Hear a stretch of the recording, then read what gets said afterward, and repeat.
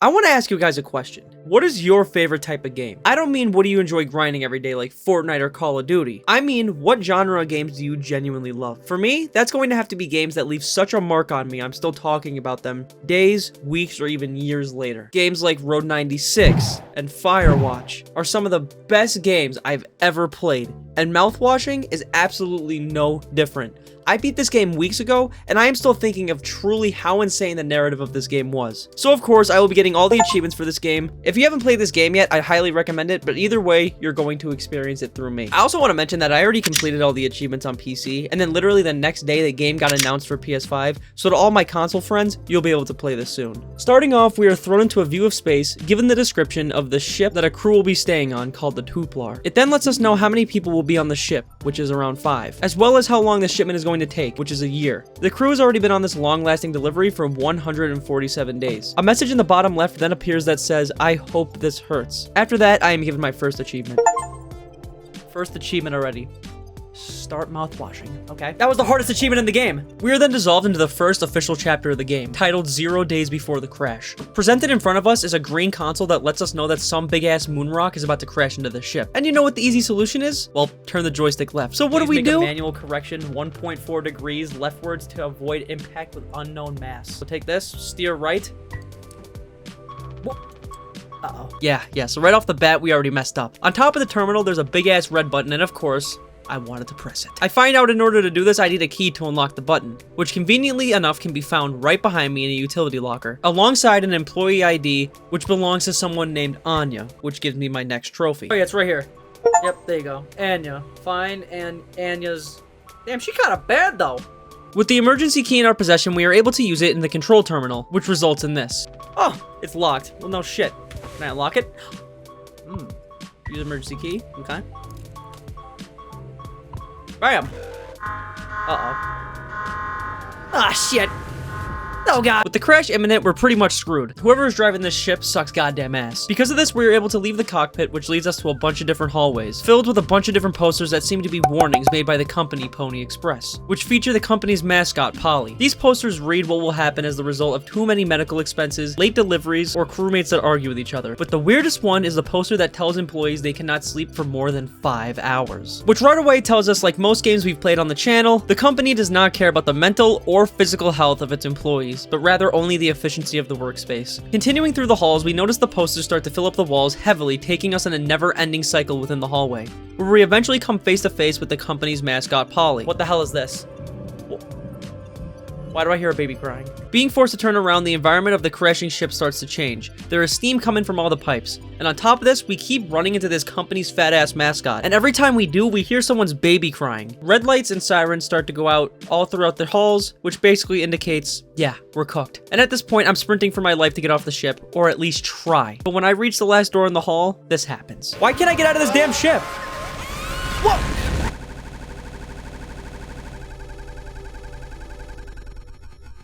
My game crash? Now, every time the game transitions to a new chapter, I'm so stupid, I'm assuming my game is crashing, but obviously it didn't. But you know what did crash? The ship. Because in chapter 2, we are set 2 months after the crash has happened, where we get a better look at our crew. Who are Swansea, Daisuke, Anya, and the one we play as, Jimmy. Swansea is more of the old head of the group, and he is the ship's engineer.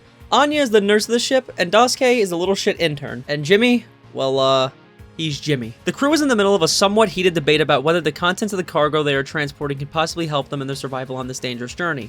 Because believe it or not, they actually have zero clue what they are transporting. Swansea shoots down this idea immediately and says, nah, they're not going to risk anything that would have their pay docked, because as I showed you guys earlier, the company punishes the crew for literally everything. Anya then goes on to say that the only way the cargo can be accessed is by finding a code through a code scanner. Jimmy decides to put his 2 cents in and says that it doesn't matter because the captain is the only one who has access to the scanner we need. But for better or for worse, Jimmy is now the captain. Wrapping up the conversation with the crew, our objective now is to acquire the code scanner, where we are given access to freely explore what remains of the crashed ship. As we walk around, it's pretty noticeable that the art style and dialogue system represents the PS1, which I personally love. And while making sure to interact with every crew member, we come across Daisuke, where he mentions that it's yet again chicken noodle soup for dinner. Not sure whether this is positive or negative, but what is positive is that Daisuke mentions that the crew surviving this journey will definitely result in them getting a story written by the media. Exploring more of the lounge area, we could see multiple areas of the ship that has this weird foam all over it, as well as propaganda posters, next to a statue of the company's mascot Polly, which if we interact with, we learned has had plushies sold and made for kids in the past. Exploring the ship to find the code scanner leads us to the medical room, where we get to meet the crew's 5th member, the former Captain Curly. And as you guys can see, it looks like he was forced to watch someone scratch their nails on a chalkboard. Engaging in a conversation with Anya, she lets Jimmy know that she's struggling to take care of Curly, as he won't stay still anymore because of the immense pain that he's in from exploding like a tapeworm. She explains to Jimmy how despite being a successful nurse, she cannot stand to give him his painkillers anymore because of the noises he makes being in so much pain. This is where we really learn that Jimmy is not a good person at all, especially in a situation like this where Anya asks Jimmy for simple help to give Curly his medicine. People have to be worth their titles, don't you think, Nurse Anya? He made sure to say this in such a sarcastic way, which would imply that Curly is no longer worthy of being captain, since presumably crashed the ship. And Anya is no longer worthy of being a nurse, since she cannot do the simple task of giving Curly his painkillers. After Jimmy is done being a pure asshole to everyone, he decides to go through with giving Curly his painkillers on his own terms. 10 milligrams of oxycodone. My favorite! Which Anya understandably cannot handle. Uh-oh. Curly then consumes 10 milligrams of oxycodone, and he loves it.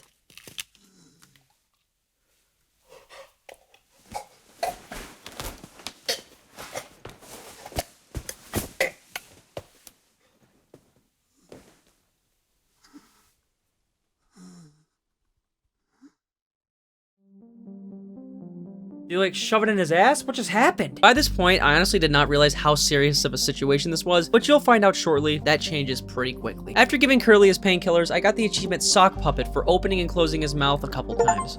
Oh wow, you weren't right. Sock Puppet. Repeatedly open and close Curly's mouth. Exiting the medical room, we find a distressed Anya, which is pretty common sense, that is, she is not okay. Instead of making sure that she's alright, Jimmy goes on to let her know that they are becoming awfully low on painkillers. Anya cuts Jimmy off and asks, why do you think he did it? Which is questioning why Curly crashed the ship. Jimmy responds with, does it matter? Which Anya responds, I have to believe that our worst moments don't make us monsters, Jim. Jimmy then questions Anya as to why they are even wasting their time keeping Curly alive, as he's tried to take down the ship with everyone in it. He goes on to say that there are 2 reasons to keep Curly alive, but he does not say what. With the code scanner required, I head down to the cargo hold and find the code 4517 glowing in the cargo hold door. Inputting that code into the keypad opens both doors, but before we can see what lies in the cargo, this happens. Chapter 3 starts us off in a flashback 7 days before the crash, where we are playing as Curly while he gets a psychological evaluation by Anya, which seems to be going okay. It is successful, Curly asking, but I passed the psych eval? Anya then says, well, you gave the same answers as last time. I do wish you'd open up a little more, Captain. If Curly's psych evaluation was successful, why is it that he would intentionally crash the ship, risking everyone's lives? Like, yeah, obviously he could have lied to Anya, giving her the answers she wanted, but she's a certified nurse, so surely she would tell if Curly is lying, right? With Curly's psych eval complete, Anya lets him know that she only has one more evaluation left, Jimmy's. She doesn't seem to be too fond of doing, as she is extremely uncomfortable around him. Jimmy also decides to not take these things very seriously at all, telling Anya things like, I have found myself sexually excited at the sight of cartoon horses. I mean, me too, not gonna lie. Curly, learning this, decides to take Jimmy's psych eval off Anya's hands and do it for her. Wrapping up this conversation with Anya, she hands Curly a note from Swansea that reads, they can't expect me to perform miracles. Disengaging in that conversation and walking over to the board behind her, we find a sticky note with somebody named Yimpy on it. I have zero clue who this is, but for some reason, it gives us an achievement if we stare at it for a while. Oh, Yimpy. Lock eyes with Yimpy for 10 seconds. Now, before we go any deeper into washing people's mouths, I want to tell you guys about this new game called Crystal of Atlan that's dropping globally on May 28th on mobile, PlayStation, and PC. It's a magic punk MMO action RPG in this floating world full of wild cities, ancient tech, and these mysterious crystals that power everything. You play as an adventurer in this guild, and you're basically thrown into this big conspiracy world, uncovering the secrets of Atlan. There's different game modes for you and your friends to get into, such as PvE, PvP, and dungeons. The usual MMO stuff, but with way more style, like intense real-time flashy combat with a multi-class system. So you're not just locked into one. You could try different builds and switch things up and really find your playstyle, such as a fighter or a magician. And in case I didn't mention before, this game is completely free. So yeah, if you're into MMOs or just want to try something new to grind with your friends, you guys can check out the pre-register link in my description. It's completely free, and alongside signing up, you'll unlock exclusive rewards and early access. Thank you to Crystal of Atlan for sponsoring this video, and let's get back to chugging that mouthwash.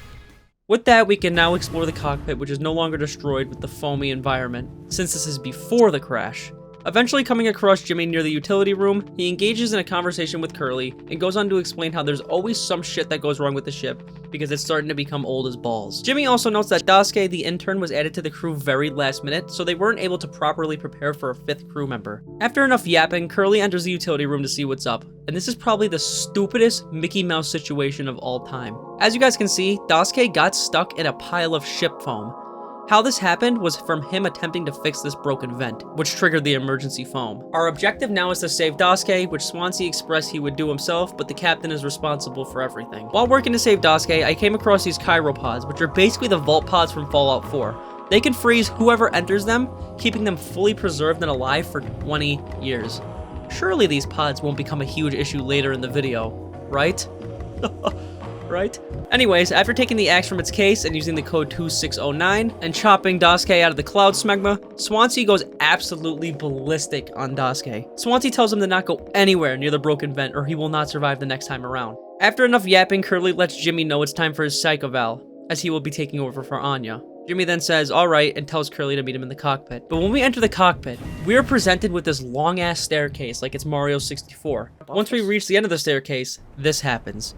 Upon jumping off the platform, we end up in what I believe is one of many Jimmy dream sequences, but I'm not entirely sure. This was by far the weirdest part of the game I have encountered, but don't worry, it gets a lot worse. As I walk around, the sky eventually turns into this red galaxy, as well as hearing this whale cry in the distance, followed by loud sirens and ladders spawning out of nowhere. Emergency? Oh god! I gotta get the fuck out of here! For the next couple seconds, these ladders and warning signs will keep spawning until you're fully closed in and have nowhere else to go. Bro, this is what happens when I take too much ibuprofen at night. This is literally, oh my god, I smoked too much fentanyl, and this is... The light? The screen then goes fully white where we can see the cockpit door in the distance. Through this door is the cockpit where we are going to take Jimmy's psych eval, which goes well. We don't really get to see what's asked during the evaluation as the screen goes black. But we do get to hear how Jimmy truly feels off record. Jimmy lets Curly know he truly does like the job and the control that they both have, but he is very tired of hearing how much of a good leader Curly claims to be. The two then start to get into a pretty serious talk, and Jimmy asks Curly, how come it always seems like you're standing on the edge of a bridge with your feet in cement? Which in so many words, he's asking Curly what's wrong, because clearly something is up. Curly goes on to explain that regardless of his success with his job, he feels he's reached his peak. He's acknowledged that he's really good at his freighter job, but part of him wants to take a risk at something new.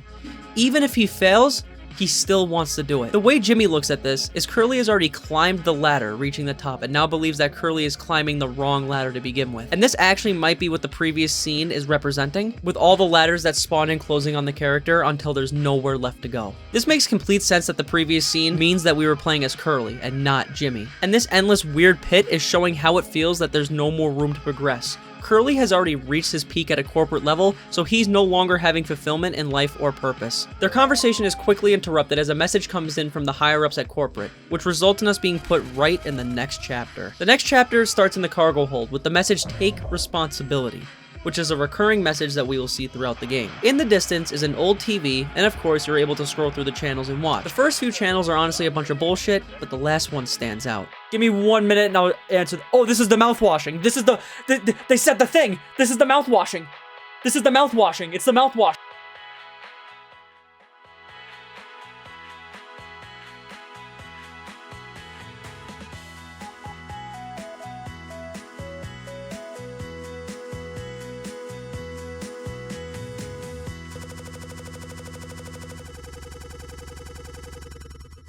The commercial ends, and we cut forward 2 months after the crash, where the crew find out that their lives have been put on the line for, yeah, that's right, mouthwash, and a shit ton of it. And understandably, they are not happy at all. Anya then picks up one of the containers and looks at the back label, hoping that it can at least make for a good disinfectant, but realizes that the sugar content is way too high. Swansea then decides to look at the label and realizes this mouthwash contains 14% consumable ethanol, which in case you didn't know, is very strong alcohol. And with no hope at this point, Swansea decides to break his 15-year sobriety streak. Swansea then offers Daisuke a drink before the game transitions to the next chapter, 6 days before the crash, where we are playing as Curly. Our objective is to break the news he got from corporate to the crew, but before he's able to, he gets interrupted with a surprise birthday party. The Pony Express company only allows 1 birthday party per delivery crew, so they decided to give it to Curly. Happy birthday, everyone. Surprise! Surprise! Which he is then tasked with baking his own birthday cake. After successfully baking the cake and sitting with the rest of the crew to dig in, Jimmy realizes there is something wrong, which is very noticeable due to Curly's body language. Curly breaks the news to the crew that Pony Express, the company responsible for this delivery, is laying everyone off. Swansea is not even surprised by this. He elaborates that Pony Express was one of the few remaining companies to use manned freighters. Anya doesn't take this very well as she expresses she has no savings. I don't have any savings. Sucks. Your fucking problem, not ours. And of course, you could probably guess who expresses the most frustration. Well, if you said Jimmy, you just won $2 million fucking on Wheel of Fortune. Jimmy goes on to treat the crew like a Call of Duty Xbox Live lobby, talking the most amount of shit ever. He tells Curly that he got exactly what he wanted, referring to their conversation in the cockpit from the previous chapter. Jimmy then goes on to tell Anya she sucks ass at nursing. He calls Swania an old bag of shit, and he says that Daisuke will be fine in the end because he is spoiled by mommy and daddy. Jimmy is literally crashing out about something that Curly has no control over. And on top of this, if we use context clues, it's clear that this situation is kind of a weight off of Curly's shoulders. He hates his job, regardless if it pays well, and we all know that money doesn't buy true happiness. But Jimmy, being the selfish cuck that he is, no, he doesn't care. He wants to be where Curly is. But he truly doesn't realize how much stress and bullshit Curly has to withstand every day he's working this job. But Jimmy doesn't care. All he thinks about is the money. Jimmy sarcastically says, "Let's have cake." So with that, Curly cuts the cake, but instead of cutting the cake, we actually cut forward to 3 months after the crash in present day. Playing as Jimmy again, our objective now is to check on suffering Curly. Upon entering the medical room, it is clear that Curly is in some serious pain, as you can hear his agonizing moans throughout the ship. It's clear he was not given his painkillers. Before giving Curly his painkillers, we search for Anya since it is technically her job. We find her having a private conversation with Swansea in the cockpit. When Anya realizes that Jimmy is there, she covers her face. Anya, of course, denies this, but it's clear she doesn't want Jimmy to see. I know that you guys are wanting to know what that conversation was about, but keep watching, because trust me, later we are going to find out. Remember that a few chapters back, we learned that Anya is very uncomfortable around Jimmy during Curly's psych eval, and now it is confirmed yet again when we walk in on our private conversation with Swansea. With that, we can now give Curly his painkillers, but before that, in classic Jimmy fashion, he takes his anger out on Curly, who is forced to sit there in agonizing pain and listen. He goes on to sarcastically thank Curly for leaving him in the driver's seat of this whole situation. Here we are now, me in the driver's seat. Thanks for that. He wanted to be in Curly's position, and now he's complaining. He finishes off his rant by saying, "I hope these make you feel fucking better," and then gives Curly his pain meds.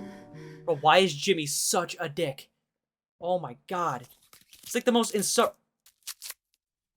Uh-oh. Bro, is he beating the shit out of him while...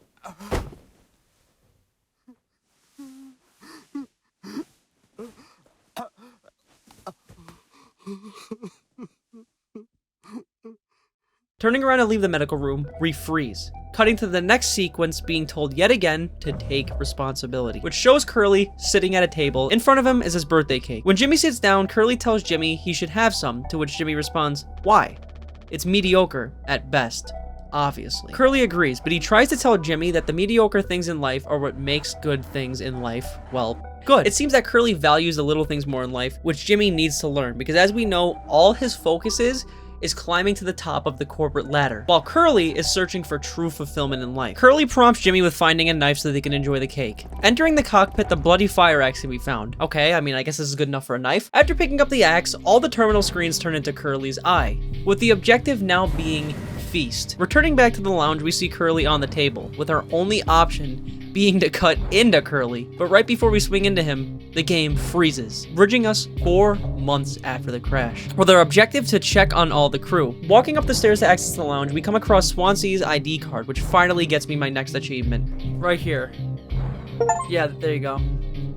Find Joe Swanson's employee card. In the lounge, we find Anya contemplating drinking a bottle of mouthwash, which she admits when we sit next to her and is startled by Jimmy. She goes on to say it would probably make her feel sick, and it wouldn't fix anything as much as she wants it to. Quickly shifting conversation, Anya lets Jimmy know about another supply of medicine which can be found in a utility locker behind a pile of foam on the ship. She wanted to mention this forever ago, but she didn't because she felt like destroying the foam was too much of a risk. But at this point, why does risk matter? Being prompted to break the foam, we walk over to Swansea to retrieve the axe, and well, it seems bro took a little bit more than mouthwash. He's getting down. Engaging with Swansea, it seems there is some underlying tension between him and Jimmy, as this conversation comes off as pretty passive-aggressive.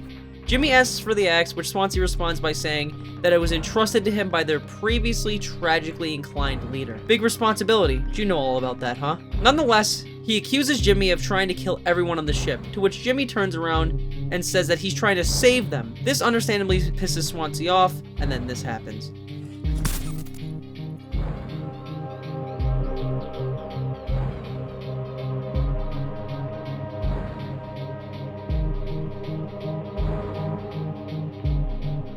With the axe in our possession, I chip up the foam and obtain two things: isopropyl alcohol and painkillers. Anya, who happens to be standing right there watching the whole thing, gives Jimmy props for successfully getting through the foam. Anya, clearly being very scared of Jimmy, then asks if he could take the role of feeding Curly his painkillers. Jimmy, hearing this, absolutely flips his shit. He goes on to complain about every task he's had to complete on the ship. He then finishes off his rant by saying he bears it because the captain has to take fucking responsibility.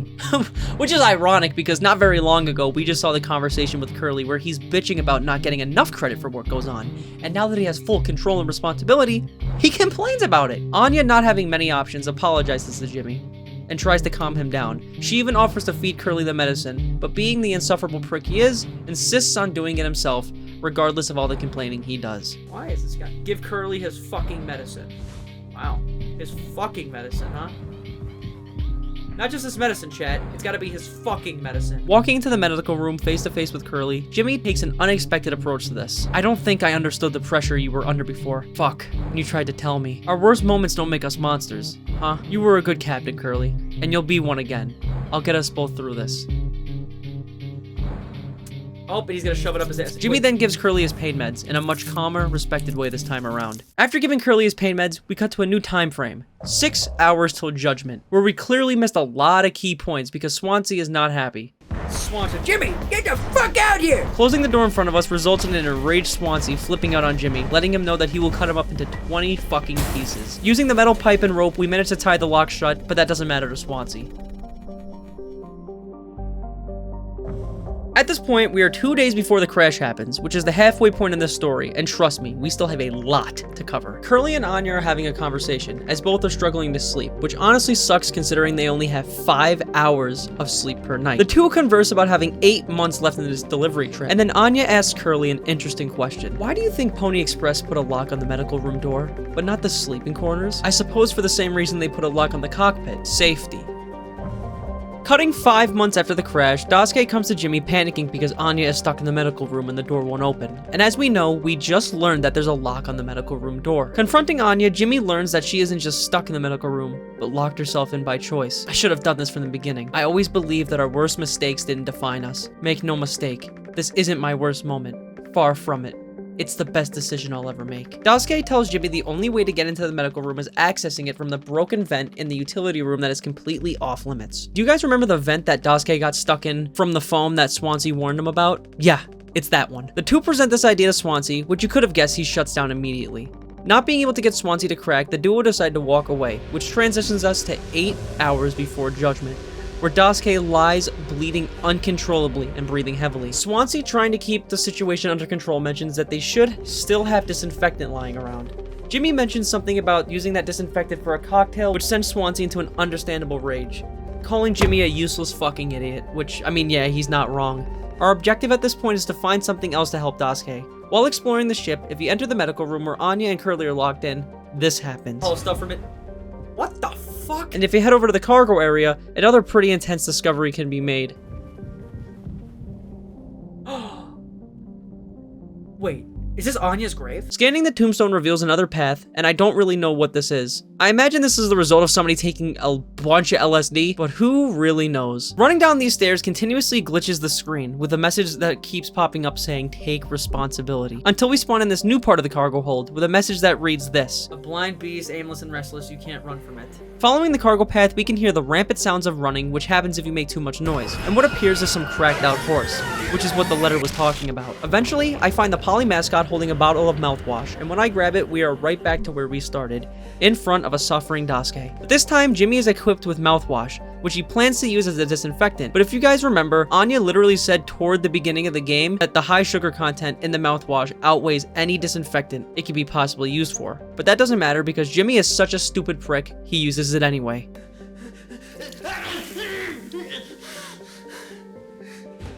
Skipping 5 months after the crash, Jimmy and Daisuke are still forming a plan in order to get into the medical room to, quote, save Curly. The two figure out a plan to get Swansea away from the utility so they can access the vent by combining isopropyl alcohol and sweetener, which makes a spiked cocktail. After we bring the drink to Swansea, he goes on yapping about how Daisuke should have never been brought on this ship to begin with. Swansea then drinks the cocktail and passes out. Minecraft sipping sound?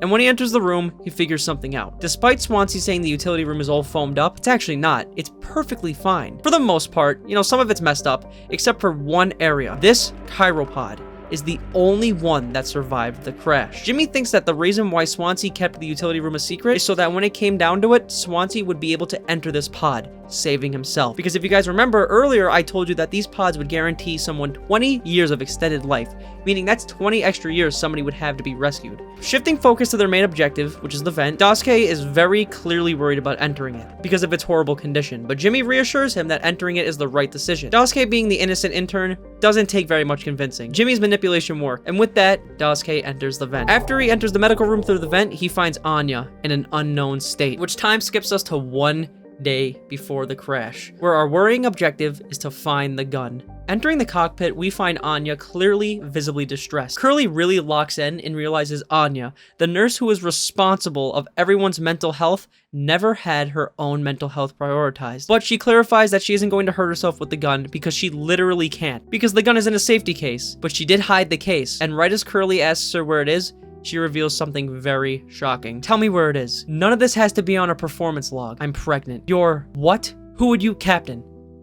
I told you. Now let's go over this real quick. It's obvious that at some point during this trip, Jimmy forced himself onto Anya. Me personally, I realized this pretty early into the game due to a lot of factors. Like earlier in the game where her and Curly were having a conversation, she asks Curly why a lock was put on the medical room door, not the sleeping quarters. She also mentions that this dead pixel on the screen in the lounge is always in the back of her mind, and Curly never pays attention to it because he likes to focus on the bigger things, while Anya always has the little things in the back of her mind, constantly, like that dead pixel. Or when Jimmy walked in on her and Swansea having a private conversation where she was found crying. And of course, earlier she lets Curly know she's too uncomfortable around Jimmy to do his psych eval. And lastly, she refuses to give Curly his pills because she doesn't want to force Curly to experience something painful without being able to control it. Learning these unfortunate circumstances, Curly leaves the cockpit to confront Jimmy, ending the chapter. Cutting 6 hours before judgment, we see the result of Daisuke climbing in that very dangerous vent, with Jimmy, who is not really caring about the situation. Swansea decides to use this as a final goodbye to Daisuke. Shine.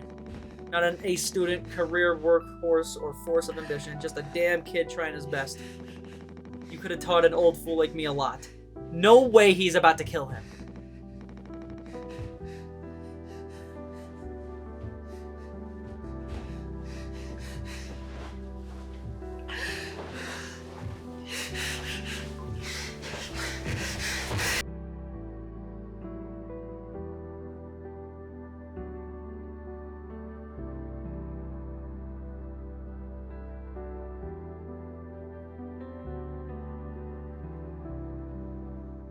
Everyone drop a huge F in the comments for Daisuke. Out of everyone on the crew, he definitely did not deserve this fate. Jimmy immediately hops on Swansea's ass, calling him a monster, and that he could have fixed this. Swansea jumps in, telling Jimmy to basically shut the fuck up, and that Daisuke was not going to suffer from Jimmy's bullshit anymore and his lies. Jimmy ignores Swansea by jumping to the conclusion of Swansea's utility room plan, and that he can secure a spot in the chiropod. Swansea sarcastically laughs at this idea. He finishes off his rant by saying he doesn't care anymore. Jimmy can have the chiropod, ending the conversation.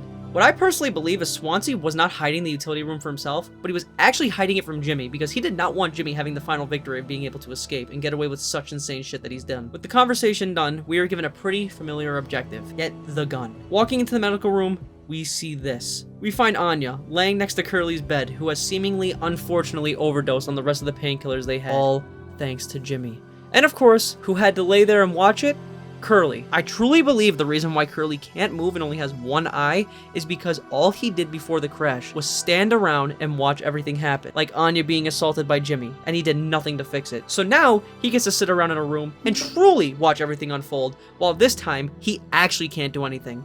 Like, he had his chance to fix things before they happened, but now he can't. I would also like to mention how multiple times throughout the game, Anya always said our worst moments don't define us. But honestly, for her, it did. Anya's worst moment led to her being severely uncomfortable and depressed throughout the whole game, until it was too late. Under Curly is the gun case that Anya hid from Jimmy. Entering the code 739 gets me the achievement taking notes, as well as access to the gun case. Achievement please, I got the gun! Where's my achievement? Oh, he's laughing because my achievement didn't pop. Right, it always pops after I exit the game. Why is Steam so shit? After opening the gun case, Curly laughs. This to me is the exact moment that Curly realizes how much of a piece of shit Jimmy truly is. But there's nothing he can do except sit there and laugh. It is now 0 days before the crash, where the truth comes out. Curly walks into the medical room to find Anya on the floor, where she tells Curly she told Jimmy she's pregnant. Curly learns that Jimmy really didn't give a fuck. He didn't have a single reaction. He just walked away. Confronting Jimmy outside of the cockpit, it seems that Jimmy is more scared of his fate after they finish the delivery. Curly reassures Jimmy, telling him that they can fix it. It's the same shit he's been saying throughout the entire game. Jimmy then starts to throw all the blame onto Curly, telling him, quote, "You were supposed to be the one who had everything under control. You said so yourself. The ship, this crew, everything that happened here, this was your responsibility, Captain." But don't worry, guys. Jimmy lets the class know that he's going to take care of all of this.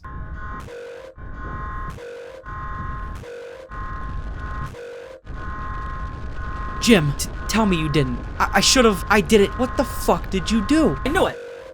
Jimmy's the reason this all happened. I predicted that shit. I knew it. And with that, the truth comes out. Curly did not crash the ship at the beginning of the game. Jimmy did, resulting in Curly looking like a bandaged up meatball. Bro, this fucking asshole literally says in their conversation how he could just kill everyone on the crew and no one will survive to tell the tale. Like, this is premeditated. During that same conversation, we keep seeing this quote, 99% kills, which is typically what it says on a mouthwash bottle. Well, the only conclusion that I can come up with is yet again, Curly only paid attention to the big picture being that 99%, but never acknowledged what he should have been paying attention to this whole time, which is the other 1%, Jimmy, causing all of this havoc. You can argue that Curly is a stupid idiot who just cannot see the problem of a situation, but you can also argue that he purposely ignores everything that doesn't affect him until it's too late.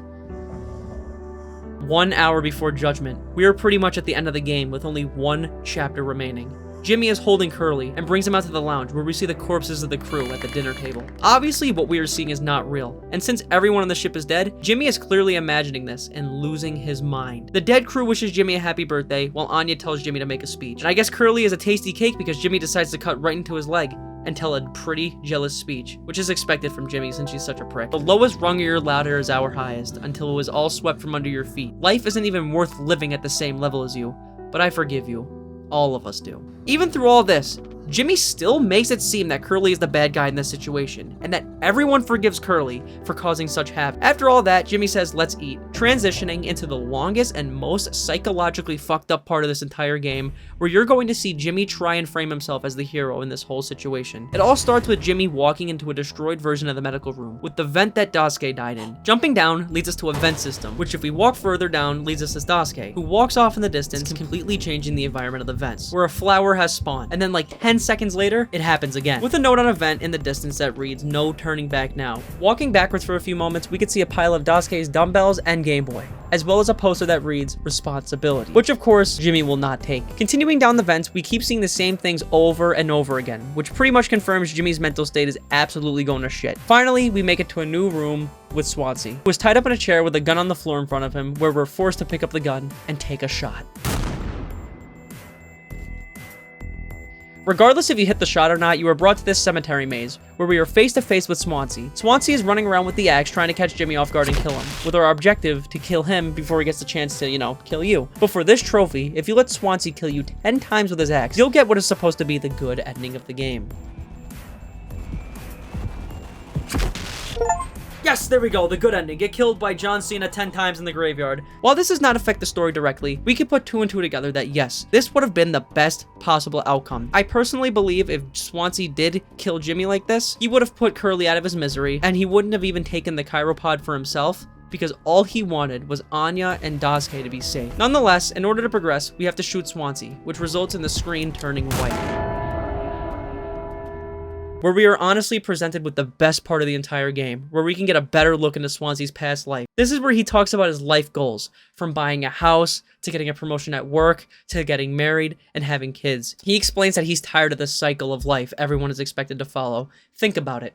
In life, we are expected to do good in school, get a good job, which leads us to building a successful family, and making sure everything is good before we die. But Swansea was tired of that. He tells Jimmy he's ready to die, because at least in the end, he can admit his faults. He admits to Jimmy that his best moments in life was not meeting all of those life goals, but rotting away as a drunk. He then confirms that the chiropod he was keeping secret from everyone wasn't for him, but in fact was for Daisuke, who he loved as a son and regrets not protecting more. Exiting the room, we make it to this weird area, and I was genuinely convinced it was someone's butthole, but indeed, it was not someone's butthole. It was Curly's throat. To me, this part of the game is representing Jimmy being the pill that Curly simply could not swallow. Eventually, we make it to Curly, who is strapped up in front of a TV, where we are prompted to take Curly's leg and feed it to him. After feeding it to him, the TV turns to a different screen that says, "Help me." Interacting with it shows Jimmy walking through endless space until we see Curly, who is for some reason on fire. Where Jimmy convinces himself that he's the hero in all this, telling Curly he's sorry. Curly responds with, "Don't worry. If anyone ever finds us, I'll still be playing the villain.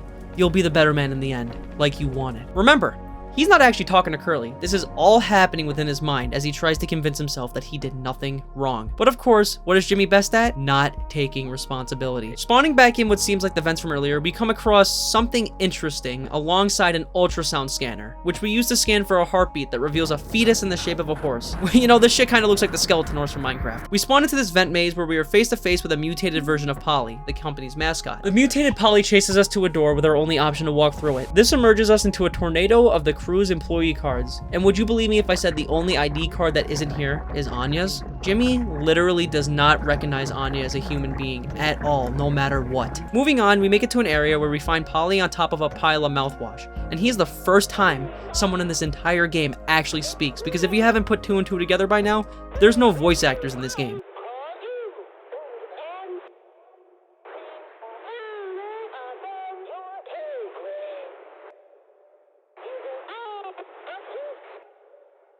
Pony Express is dead, and so are you.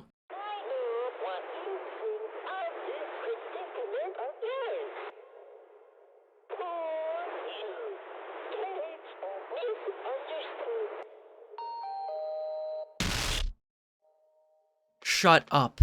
Curly tried his best. I did too, but he's the better man. I see that now. We can both still make it. I'll take care of him. I'm taking responsibility. Curly, Captain, I'm so sorry. Yes, I do. I fucked up. But I can still make this right. Our moments don't make us...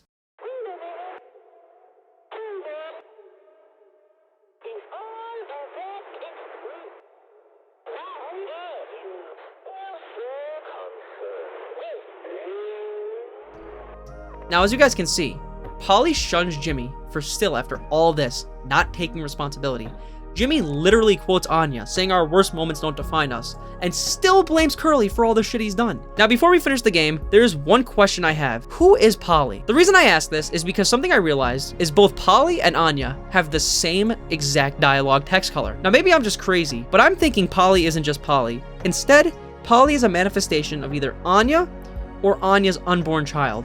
Now let me explain why. Polly seems to be the only form of guilt that Jimmy has. Whether Polly is a form of Anya or the unknown child, he taunts Jimmy in his head, making him think of what he's done constantly. That also might be the reason why Polly is the only voice character in the game, because he holds such a power over Jimmy's mind, just like how he did to Anya. On top of this, at the beginning of the game, when we first encounter Polly, we know that we were playing as Jimmy and not Curly, because when we first encounter Polly, we hear a baby crying. So I truly believe Polly is a way for Jimmy to realize how fucked up he is, but he still does not care. With Jimmy's final descent to craziness complete, we start the final chapter of the game, 0 hours before judgment, where Curly is left on the dinner table, surrounded by all of his dead crewmates. Picking up Curly and walking down the ship hall, we are given one final objective: go home. We then walk into the utility room, placing Curly into the chiropod, ending the game. It's okay, Curly. You're going to be okay. You always had my back. I ended up hurting you even though I was trying to save us. But now you'll survive. Bro, I wouldn't want to survive with that. He's like a Christmas gift. He's wrapped up everywhere. It's Like you said, together we can fix anything. I'm just proud I get to be your friend and co-pilot, Captain. No one can hurt you now. We fixed it. I fixed it.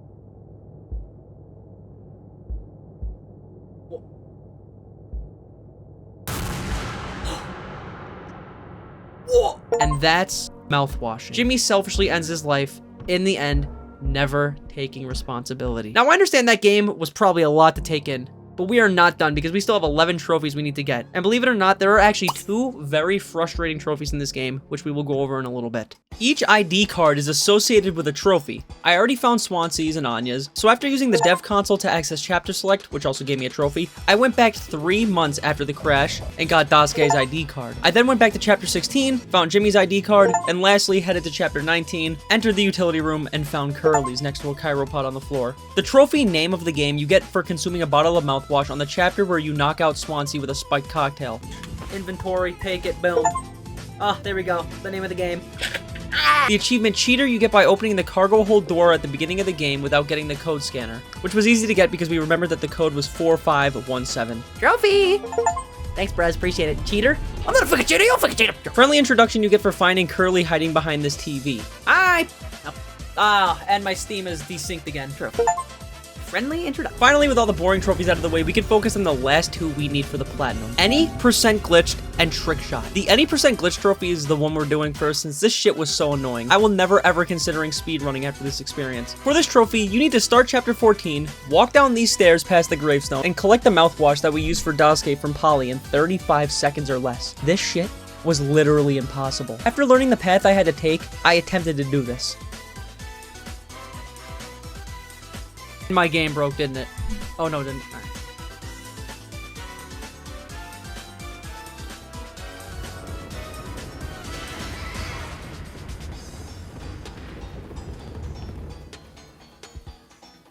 Oh, yes! Right here! Yep, that was definitely in 35 seconds. That was fast as hell. And this is pretty much how it looked every single run. And as you can see, I was clearly not going fast enough until I learned this optimized strat. That goes like this. Once spawning into chapter 14, immediately skip all the dialogue using the dev console. Equip the code scanner, turn on no clip using the dev console, and immediately go straight down through the floor. This will bring you past both flights of stairs, and then you can fly up to the cargo area. Then if you literally just go straight, you'll be led right to the bottle of mouthwash. This was the ultimate strat. But clearly, as you guys can see, it still was not fast enough. I needed to find a way to go down faster. So after about 20 minutes, I had this big brain moment. Oh my god, it works. Oh my god, it works. Basically, when I no-clip down the stairs, if I turned off no-clip while falling, it allowed me to reach the bottom like 10 times faster, allowing me to successfully speedrun this segment and get my achievement. And let me tell you, I really did feel like Moist Critical after he speedrunned Mr. Krabs overdoses on ketamine.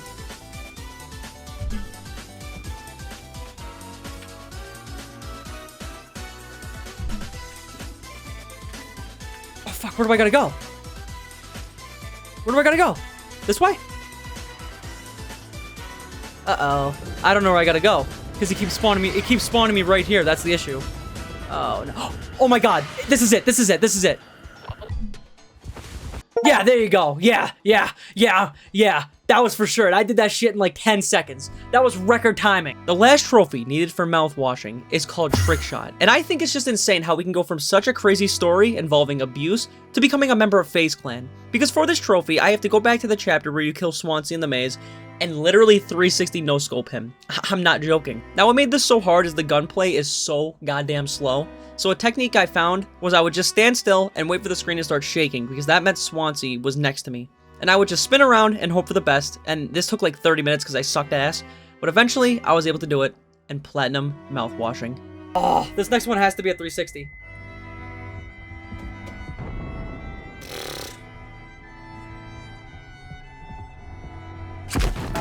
Oh, that was it! I got him! Oh my god, I got it! We're done, chat. So that's Mouthwashing, probably the most intense game I've platinumed on the channel, but not the last. If you guys have any other games you want to see, leave them in the comments below.